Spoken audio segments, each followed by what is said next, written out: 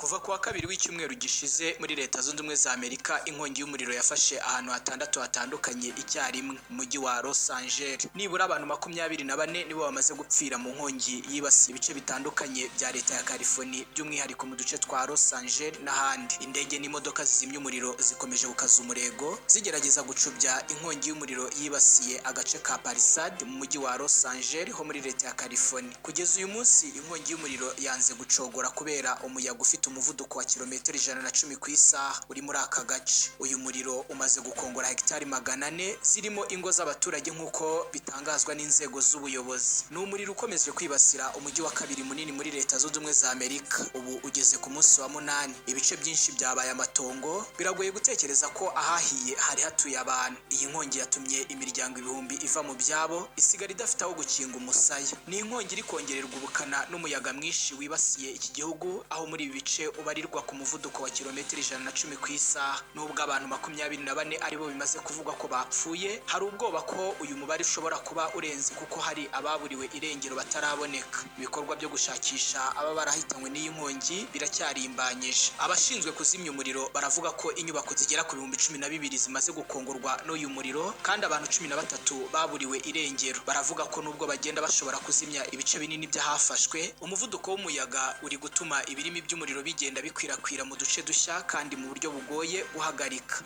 Abashinzwe iteganyagihe muri Leta Zunze Ubumwe za Amerika baravuga ko uyu muyaga urimo kugenda wiyongera ndetse ko bishobora gufata n'iki cyumweru. Inzego z'ubutabazi zaburiye ko biramutse ari uko bigenze, kuzimya uyu muriro byarushaho kugorana kandi ukaba wakwangiza ibirenze bibarurwa muri iki gihe. Arakoze mugenzi wacu Elize dusabe. Hanyuma icyo ngarukaho hano ko badukurikira, utekereza ko ibi bintu byoroshye bigarukira aha mu gihe abahanga muri science cyangwa mu bahanga mu bumenyi bw'ikirere bavuga ko uyu muyaga ari mwinshi, bivuze ko mbere y'iminsi 5 bidashoboka ko umuntu ushobora guhagarara ukurikije imbaraga zose bari gushiramo? Ariko ni iki kihishe inyuma yo kuba ku inkongi y'umuriro? Ni iki kihishe inyuma yo kuba leta ifite imbaraga gutya idashobora kuzimya uyu muriro? Usibye n'abanyepolitike n'iki no guhangana. Ndashaka twinjire nyirizina mu mpamvu y'uyu muriro. Noneho udukurikiye uze kumva kabitera, wumve n'impamvu cyangwa nicyo twe dukwiye kumviramo. Byari bushoboke cyane ko uyu muriro utari kubaho. Nk'urugero, iyo haboneka imvura byarashobokaga cyane ko uyu muriro utari kugira ubukana, cyangwa se iyo hataboneka umuyaga nk'uyu nguyu uri ku muvuduko munini cyane, nabwo inkongi ntiyari kuba. Uyu munsi umuyaga nk'uyu ushobora kuzamara icyumweru cyose ku buryo ushobora no kuzanangira mu matariki 20 muri uku kwezi kwa mbere, ari nabwo benshi biteze ko uyu muriro uzagenza make.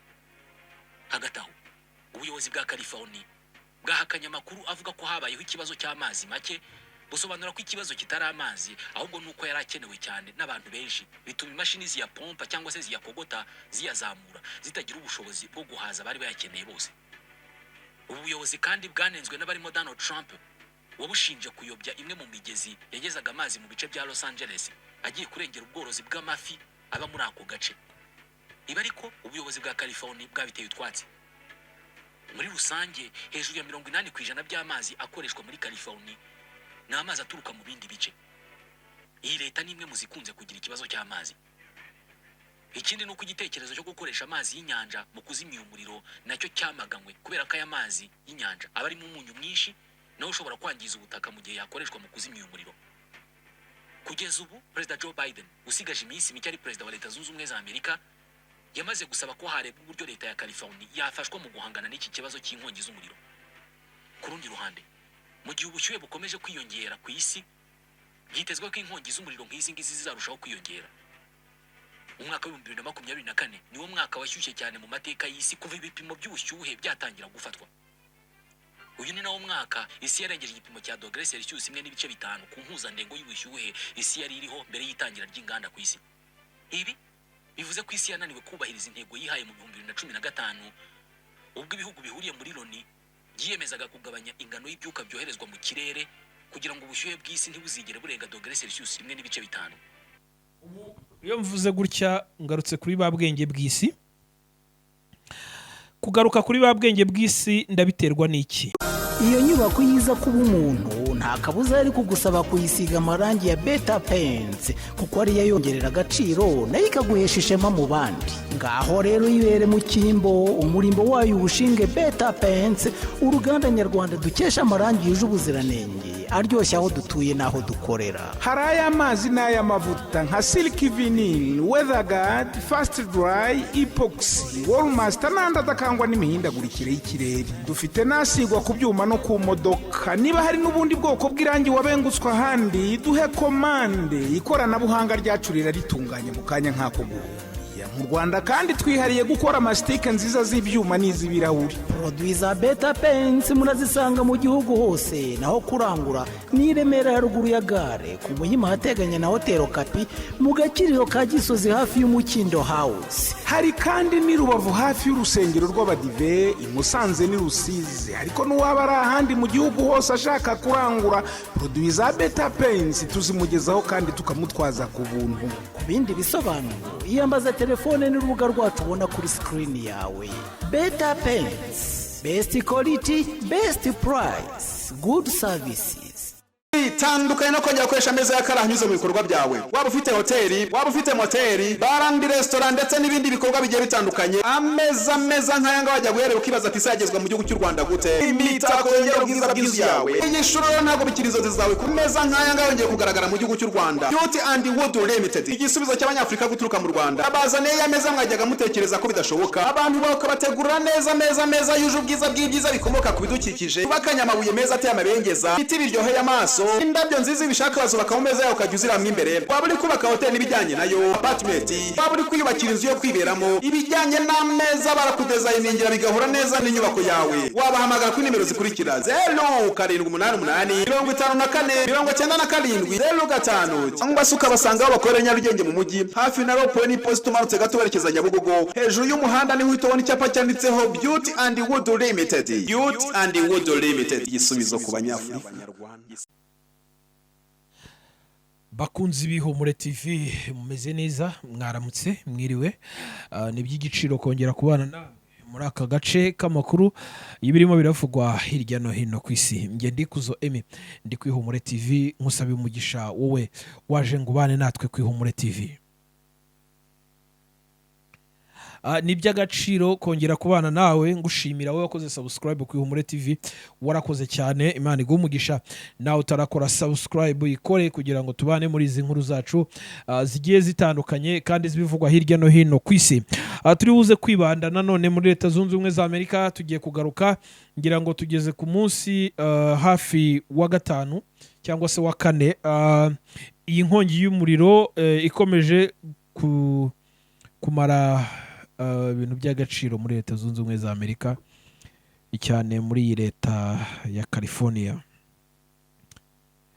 Hanyuma rero ngira ngo uyu muriro nk'uko bivugwa uri buze kugira ubukana burenze uko ubutekereza. Hari ibyo turi buze kugarukaho cyane twibanda muri komanteri cyangwa se ibyo abantu bagenda bagarukaho, cyane cyane ubuhanuzi cyangwa se ibigenda bivugwa. Hari ibitabo byanditswe turi buze kureba mu byagiye byandikwa muri ibyo bitabo. Hanyuma nyemerera gato tubanze twikoze iwacu mu Rwanda by'umwihariko. Turi mu gihe cy'izuba, turi mu gihe cy'imvura, turi mu gihe cy'itumba. Ukwezi kwa mbere tuba turi mu kihe? Ni igihe izuba riva ari ryinshi, ni igihe imvura igwa ari nyinshi. Okay, ndifuza ko mwaza muri komanteri. Hanyuma abantu bakurikira inkuru zacu, mba nifuza ko watanga igitekerezo mu gihe ugeze kuri iyi channel cyangwa se mu gihe wumvisha inkuru. Ariko rimwe na rimwe biragorana, bishingiye ko abantu kenshi na kenshi hari ubwo bavuga ngo none uyu muntu inkuru yatanze, noneho ugahita utanga igitekerezo muri komanteri utarumva niyo nkuru. Bivuze kubera ko ari ikiganiro ejo nabonye cy'umukozi w'Imana umwe yarimo atanga ubuhamya. Hanyuma muri uko gutanga ubuhamya birangira benshi bavuze ngo yewe ngo nikoye ngo urahangara ugatuka abakozi b'Imana, nawe baramutuka. Ariko reka nshimire abantu bagiye basubiza abandi muri komanteri bakababwira ngo ujye ubanza wumve ikiganiro, kuko na titire yari yanditse yarabazaga ngo ese abakozi b'Imana bo mu Rwanda bakorera shitani. Hanyuma hajyaho akabazo. Ako kabazo karabazaga hari abantu bareba inkuru zacu, rero agahita aza agatanga komanteri y'igitutsi cyangwa uko abyumva atarabanza kumva inkuru nyirizina, kuko abumvisha iyo nkuru bavuze bati oya iyi nkuru irumvikana kandi irasobanutse. Yes, muri bamwe mu bagerageje kugaruka muri izi nkuru zo mu mujyi wa Los Angeles muri Leta Zunze Ubumwe za Amerika, mu mutima wa entertainment cyangwa se uyu ni umujyi cyangwa se iyi ni leta imwe muri leta zituwe muri Amerika kandi zifite amafaranga cyangwa se zikize, ntashidikanyije nakubwira ko ari nka leta ya kabiri ikomeye muri Leta Zunze Ubumwe za Amerika. Hanyuma rero mwibuke ko ari uruganda rw'imyidagaduro, ariko noneho iyi nkuru sinza kuyitindamo mu buryo bayivuzemo kuko ibinyamakuru byinshi bitandukanye mwagiye mubyumva, ahubwo ngewe ndibuze kwibanda ku isomo. Ngewe narakubwiye ngo iteka iyonje ngaruka ku isomo.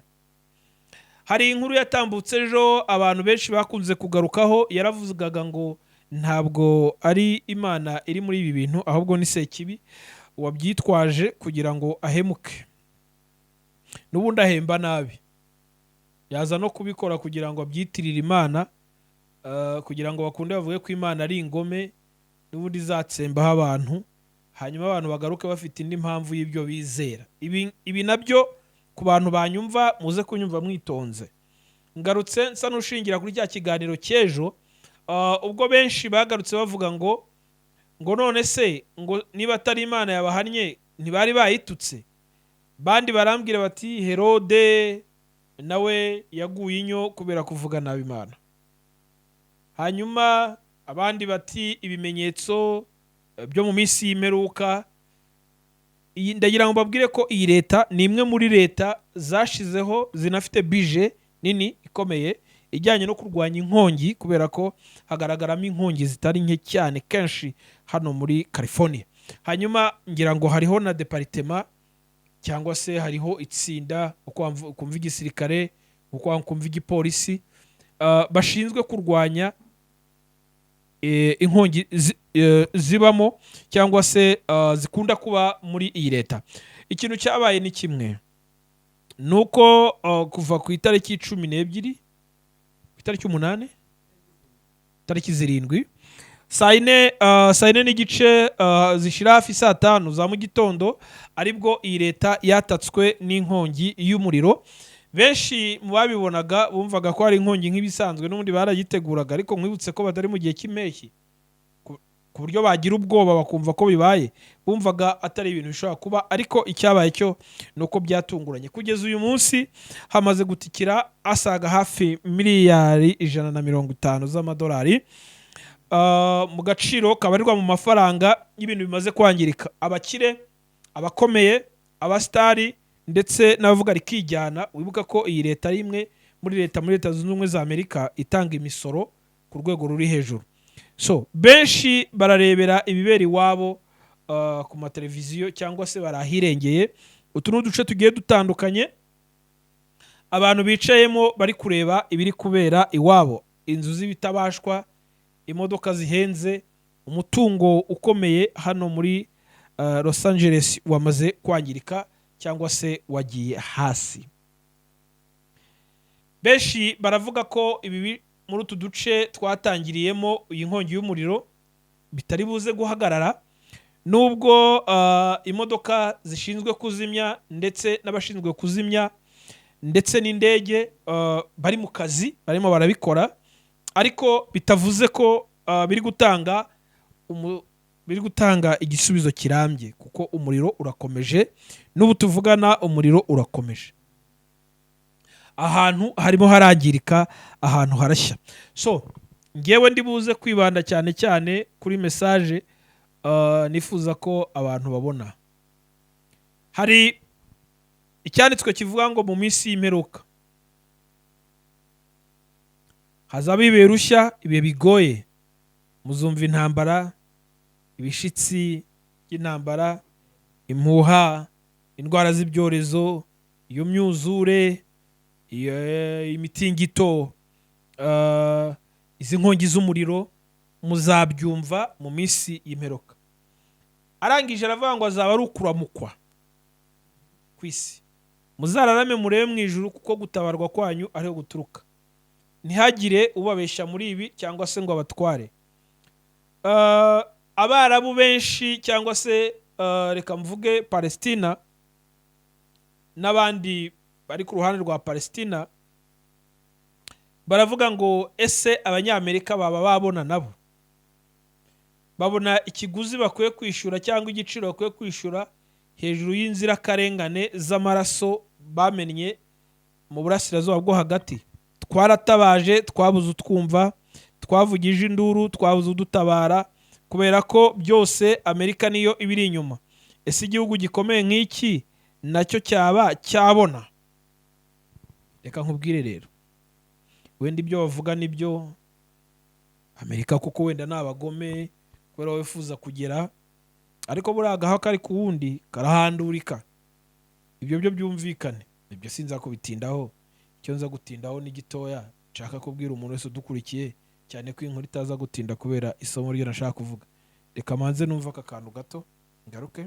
byari bushoboke cyane ko uyu muriro utari kubaho. Nk'urugero, iyo haboneka imvura byarashobokaga cyane ko uyu muriro utari kugira ubukana, cyangwa se iyo hataboneka umuyaga nk'uyu nguyu uri ku muvuduko munini cyane, nabwo inkongi ntiyari kuba.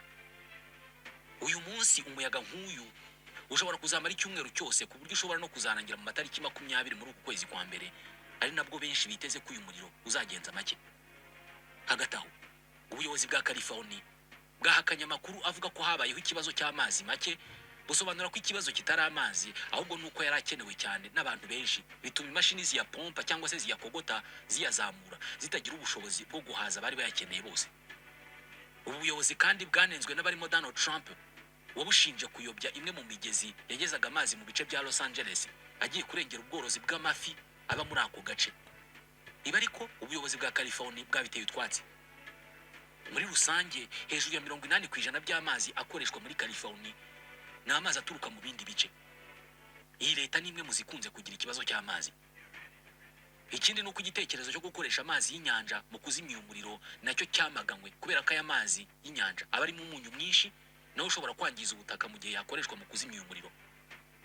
Kugeza ubu Perezida Joe Biden usigaje iminsi mike ari Perezida wa Leta Zunze Ubumwe za Amerika yamaze gusaba ko harebwa uburyo leta ya California yafashwa mu guhangana n'iki kibazo cy'inkongi z'umuriro. Ku rundi ruhande, mu gihe ubushyuhe bukomeje kwiyongera ku isi, byitezwe ko inkongi z'umuriro nk'izi ngizi zizarushaho kwiyongera. Umwaka wa 2024 niwo mwaka washyushye cyane mu mateka y'isi kuva ibipimo by'ubushyuhe byatangira gufatwa. Uyu ni nawo mwaka isi yarengeje igipimo cya dogere Celsius 1.5 ku mpuzandengo y'ubushyuhe isi yari iriho mbere y'itangira ry'inganda ku isi. Ibi bivuze ko isi yananiwe kubahiriza intego yihaye mu 2015 ubwo ibihugu bihuriye muri Loni byiyemezaga kugabanya ingano y'ibyuka byoherezwa mu kirere kugira ngo ubushyuhe bw'isi ntibuzigere burenga dogere Celsius 1.5. Iyo mvuze gutya ngarutse kuri ba bwenge bw'isi. Kugaruka kuri ba bwenge bw'isi ndabiterwa n'iki?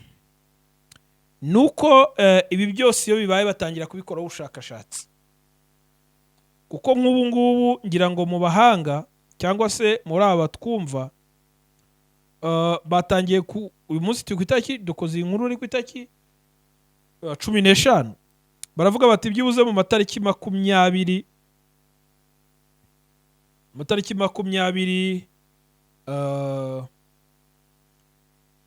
nibwo wenda iyi nkongi y'umuriro ishobora kuzagabanuka. Nibwo abantu bashobora kuzabona agahenge. Uvuga ngo ibintu biracyatikira mu gihe umuriro ukomeje kwiyongera. Ahantu habaye amatongo murabibona, ahantu hatangiye kuba umukara murabibona. Usibye inzu abantu benshi bakunze kugarukaho, buriya ntabura ikintu kirangaza abantu kubera impamvu runaka.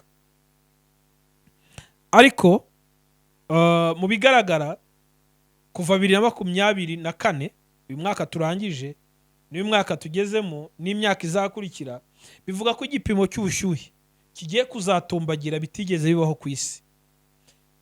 Abahanga b'abanyabwenge bo ku isi benshi ntago babyumva mu isura y'ubuhanuzi cyangwa ko byahanuwe. Mu minsi yashize ibinyamakuru byinshi byarasakuje ngo uruzi rwa Efrat yatangiye gukama, benshi batangira kubihuza n'ubuhanuzi. Baravuga ngo ngo uruzi rwa Frat nirukama bishingiye ku byanditswe ko hazambukamo ingabo zizaba zivuye burasirazuba zije kwica cyangwa kurimbura abayisiraheli aho bavuga ngo bazari mu ntambara ya Herimagedoni. Abahanga b'isi icyo siyansi ivuga biragoye ko siyansi ihita iza ngo ifate ibintu byayo bihuze n'ibyo Bibiliya ivuga, ariko wowe nk'umuhanga, nk'umuntu wagerageje kwiga ibitabo, nk'umuntu wagerageje kumva icyo Bibiliya ivuga, ubona aho isi igeze, ubona n'icyo tukwiye gukora icyo ari cyo, hanyuma tukumva ibyo siyansi ivuga tukabihuza n'icyo Bibiliya ivuga. Umugabo umwe mu magambo mu gitabo cyitwa Ibyaduka byo mu minsi y'imperuka, iki ni igitabo gikunda gukoreshwa mu idini y'Abadivantisite, ngo ibyaduka byo mu mperuka. Icyo ni igitabo mugende musome kuri 388, ngo neretswe amazu ahenze bihebuje yabonwaga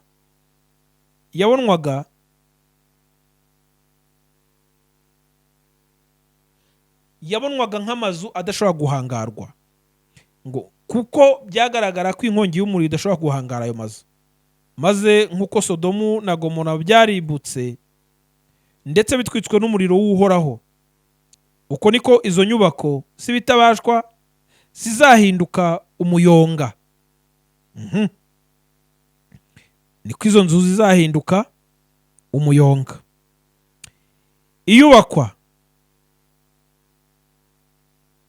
Iyubakwa z'inzibutso zizaba zisheshenga ubuhanga bw'abakomeye bo mu isi zizahinduka ivu imbere y'uko kurimbuka guheruka kwisuka ku isi.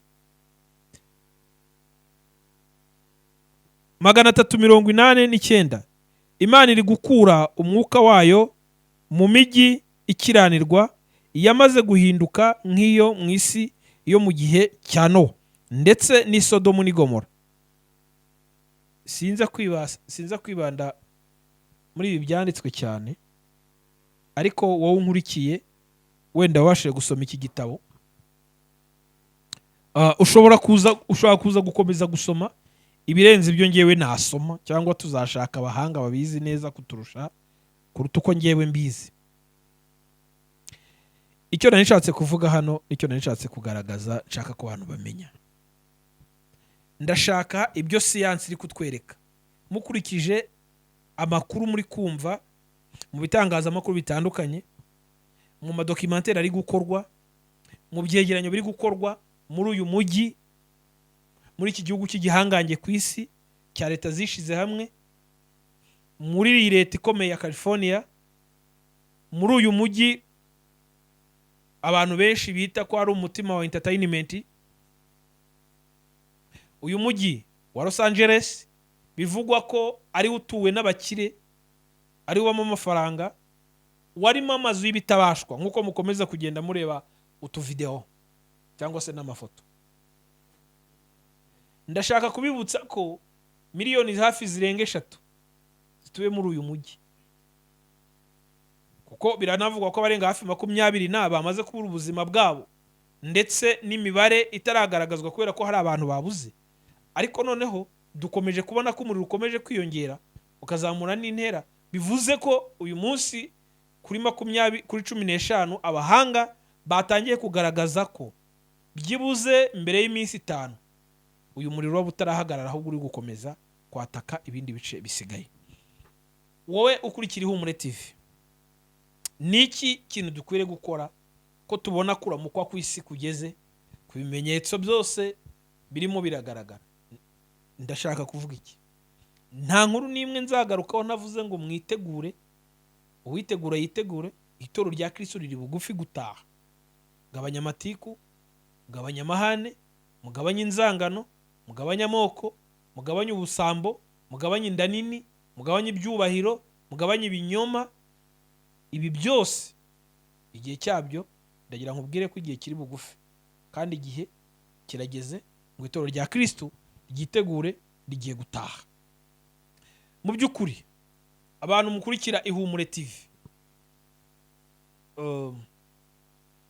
ngira ngo tubategurira inkuru cyangwa se amakuru bishingiye ku biri kuvugwa kubera impamvu imwe, si uko tuba twagiye mu nkuru zirimo biravugwa hano hanze gusa, ahubwo nuko tuba tureba abantu badukurikira buri munsi. Dukwiye kubavuga, dukwiye kubabwira, dukwiye kubumva, dukwiye kubaho mu buzima bwo kwitegura kuko igihe kigeze. Kuva kuwa kabiri w'icyumweru gishize muri Leta Zunze Ubumwe za Amerika inkongi y'umuriro yafashe ahantu hatandatu hatandukanye icyarimwe mu mujyi wa Los Angeles. Nibura abantu 24 nibo bamaze gupfira mu nkongi yibasiye ibice bitandukanye bya leta ya California, by'umwihariko mu duce twa Los Angeles n'ahandi. Indege n'imodoka zizimya umuriro zikomeje gukaza umurego zigerageza gucubya inkongi y'umuriro yibasiye agace ka Palisade mu mujyi wa Los Angeles ho muri leta ya California. Kugeza uyu munsi inkongi y'umuriro yanze gucogora kubera umuyaga ufite umuvuduko wa kilometero 110 ku isaha uri muri aka gace. Uyu muriro umaze gukongora hegitari 400 zirimo ingo z'abaturage nk'uko bitangazwa n'inzego z'ubuyobozi. Ni umuriro ukomeje kwibasira umujyi wa kabiri munini muri Leta Zunze Ubumwe za Amerika, ubu ugeze ku munsi wa 8. Ibice byinshi byabaye amatongo, biragoye gutekereza ko ahahiye hari hatuye abantu. Iyi nkongi yatumye imiryango ibihumbi iva mu byabo isigara idafite aho gukinga umusaya. Ni inkongi iri kongererwa ubukana n'umuyaga mwinshi wibasiye iki gihugu, aho muri ibi bice ubarirwa ku muvuduko wa kilometero 110 ku isaha. Nubwo abantu 24 aribo bimaze kuvugwa ko bapfuye, hari ubwoba ko uyu mubare ushobora kuba urenze kuko hari ababuriwe irengero bataraboneka. Ibikorwa byo gushakisha aba barahitanywe n'iyi nkongi biracyarimbanyije. Abashinzwe kuzimya umuriro baravuga ko inyubako zigera ku 12,000 zimaze gukongorwa n'uyu muriro kandi abantu 13 baburiwe irengero. Baravuga ko nubwo bagenda bashobora kuzimya ibice binini byahafashwe, umuvuduko w'umuyaga uri gutuma ibirimi by'umuriro bigenda bikwirakwira mu duce dushya kandi mu buryo bugoye guhagarika. Abashinzwe iteganyagihe muri Leta Zunze Ubumwe za Amerika baravuga ko uyu muyaga urimo kugenda wiyongera ndetse ko bishobora gufata n'iki cyumweru. Inzego z'ubutabazi zaburiye ko biramutse ari uko bigenze, kuzimya uyu muriro byarushaho kugorana kandi ukaba wakwangiza ibirenze bibarurwa muri iki gihe. Arakoze mugenzi wacu Elize dusabe. Hanyuma icyo ngarukaho hano ko badukurikira, utekereza ko ibi bintu byoroshye bigarukira aha mu gihe abahanga muri siyanse cyangwa mu bahanga mu bumenyi bw'ikirere bavuga ko uyu muyaga ari mwinshi, bivuze ko mbere y'iminsi 5 bidashoboka ko umuntu ushobora guhagarara ukurikije imbaraga zose bari gushiramo? Ariko ni iki kihishe inyuma yo kuba ku inkongi y'umuriro? Ni iki kihishe inyuma yo kuba leta ifite imbaraga gutya idashobora kuzimya uyu muriro? Usibye n'abanyepolitike n'iki no guhangana. Ndashaka twinjire nyirizina mu mpamvu y'uyu muriro. Noneho udukurikiye uze kumva kabitera, wumve n'impamvu cyangwa nicyo twe dukwiye kumviramo no kumenyeramo hano. Uyu munsi ku itariki 15 z'ukwezi kwa mbere umwaka wa 2025, umwaka abantu benshi bavuzemo ibintu bikomeye ariko bitangiranye n'ibibazo ahubwo bikomeye. Nizere ko mwese abadukurikira mukwiye kujya mwumva amakuru tubagezaho buri munsi bigendanye no guhinduka kw'ikirere ndetse no kugenda guhinduka muri ubuzima bwacu bwa buri munsi. Ndashaka kukubwira impamvu. Ninkubwira ngo itorero rya Kristo rimo riritegura kandi rigomba kwitegura nk'umugeni, nuko Kristo atazajyana umurizo ahubwo azajyana umutwe. Itorero rigomba kuba ari umutwe. Sinzi impamvu mbigarukamo kenshi ariko hari umuntu uri kubyumva. Reka buriya hari nyirabyo, ntago ibintu by'abantu bose, hari umuntu ubuko kumva ibi bintu. Reka tubize gukurikira amakuru yacu nk'ibisanzwe. Ndikuzo Emi nahamukanye. Itandukanye no kongera gukoresha ameza y'akaraha anyuze mu bikorwa byawe. Waba ufite hoteli, waba ufite moteri, barandi restaurant ndetse n'ibindi bikorwa bigiye bitandukanye, ameza nk'aya ngaya wajya guherera ukibaza ati isagezwa mu gihugu cy'u Rwanda gute? Imitako yongera ubwiza bw'inzu yawe. Iyi shuro ntabwo bikiri inzozi zawe, ku meza nk'aya ngaya yongeye kugaragara mu gihugu cy'u Rwanda. Beauty and Wood Limited, igisubizo cy'abanyafrika guturuka mu Rwanda. Abazaniye ya meza mwajyaga mutekereza ko bidashoboka, abantu bakabategura neza yuje ubwiza bw'ibyiza bikomoka ku bidukikije, bakanyamabuye meza ateye amabengeza, biti biryoheye amaso, indabyo nziza ibishaka bazubaka mu meza yawe ukajya uziramwo imbere. Waba uri kubaka hoteli n'ibijyanye nayo, apartment, waba uri kwiyubakira inzu yo kwiberamo, ibijyanye n'ameza barakudezayiningira bigahura neza n'inyubako yawe. Wabahamagara kuri nimero zikurikira 0788 54 97 cyangwa se ukabasanga aho bakorera Nyarugenge mu mujyi hafi na Ropo n'Iposita umanutse gato werekeza Nyabugogo. Hejuru y'umuhanda niho uhita ubona icyapa cyanditseho Beauty and Wood Limited. Beauty and Wood Limited, igisubizo ku banyafurika. Iyo nyubako yiza kuba umuntu nta kabuza yari kugusaba kuyisiga amarangi ya Beta Paints kuko ariyo yongerera agaciro nayo ikaguhesha ishema mu bandi. Ngaho rero ibere mu cyimbo, umurimbo wayo ubushinge Beta Paints, uruganda nyarwanda dukesha amarangi yuje ubuziranenge aryoshye aho dutuye n'aho dukorera. Hari ay'amazi n'ay'amavuta nka Silk Vinyl, Weatherguard, Fast Dry, Epoxy, Wallmaster n'andi adakangwa n'imihindagurikire y'ikirere. Dufite n'asigwa ku byuma no ku modoka. Niba hari n'ubundi bwoko bw'irangi wabengutswe ahandi, duhe komande. Ikoranabuhanga ryacu ritunganye mu kanya nk'ako guhuya. Mu Rwanda kandi twihariye gukora amasitike nziza z'ibyuma n'iz'ibirahuri. Produit za Beta Paints murazisanga mu gihugu hose, naho kurangura ni Remera ya ruguru ya gare ku Muhima hateganye na Hotel Kapi mu Gakiriro ka Gisozi hafi y'Umukindo House. Hari kandi ni Rubavu hafi y'urusengero rw'Abadive, i Musanze ni Rusizi. Ariko n'uwaba ari ahandi mu gihugu hose ashaka kurangura produit za Beta Paints tuzimugezaho kandi tukamutwaza ku buntu. Ku bindi bisobanuro iyambaza telefone n'urubuga rwacu ubona kuri screen yawe. Beta Paints, best quality, best price, good services.